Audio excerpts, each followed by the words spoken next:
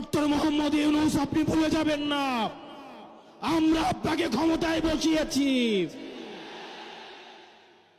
আওয়ামী লীগ নির্বাচন করবে কি করবে না, আওয়ামী লীগ আসবে কি আসবে না, এই সিদ্ধান্ত নিয়েছি আমরা। আওয়ামী লীগ মারা গিয়েছে বাংলাদেশে, আর জানাজা হয়েছে দিল্লিতে।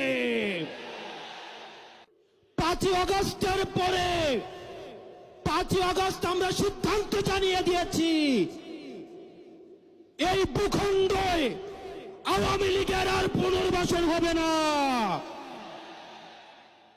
যেই আওয়ামী লীগ আমাদের দাড়ি টুপিওয়ালা ভাইদেরকে বাইতুল মুকাররমের সামনে থেকে টেনে টেনে রাস্তায় নামিয়ে এনেছিল, সেই আওয়ামী লীগের আর পুনর্বাসন হবে না।